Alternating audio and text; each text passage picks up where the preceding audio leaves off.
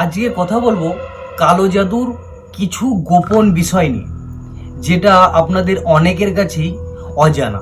আপনারা নিজেও জানেন না আপনাদের ওপরে জাদু করার জন্য আপনারা জাদুঘরকে নিজেরাই হেল্প করেন। এটা আপনারা অনেকেই জানেন না।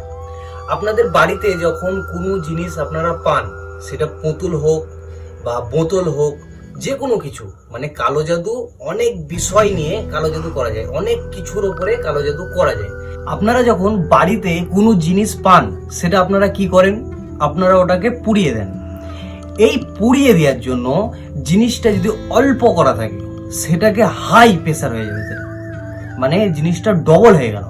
যদি নর্মাল থাকে সেটাকে হাই করে দিলেন আপনারা পুড়িয়ে। কোনো জিনিস যদি আপনারা বাড়িতে পান, মানে কালো জাদুর বিষয় কোনো কিছু যদি আপনারা পান, সেটাকে পুরাবেন না। আবার অনেকে আবার কি করে, একটা বড় ভুল কাজ করে, সেটার উপর প্রস্রাব ফেলে, এটা আরো বেড়ে যায়। এসব ভুল কাজগুলো আপনারা করবেন না। আপনারা যদি বাড়িতে কোনো কিছু পান, সেটাকে খুলবেন, খুলে পুরোটা ছড়িয়ে ফেলবেন। ও নারী নক্ষত্র পুরো খুলে ছড়িয়ে ফেলে ওটা যদি গিট থাকে, ওটার উপরে যদি গিট দেওয়া থাকে, সেই গিটগুলো খুলবেন আপনারা। সব কিছু খুলে ছড়িয়ে ওটাকে আপনারা পানিতে ফেলে দেবেন, হয় গঙ্গায় হোক নয়তো পুকুরে হোক, মানে ফেলে দেবেন যেন ভেসে যায় আর সব কিছু যেন মুছে যায়। ওর উপরে যদি কোনো লেখা থাকে, সেই লেখাগুলো যেন পানিতে গলে যায়, এমন ভাব করবেন।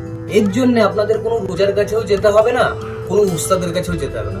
আপনারা নিজেরাই ওটা নষ্ট করে ফেলতে পারবেন।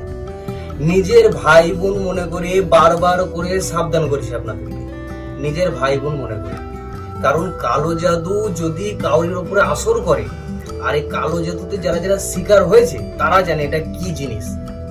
আবার নেক্সট ভিডিওতে দেখাবে ইনশাআল্লাহ। দোয়া করবেন। আসসালামু আলাইকুম।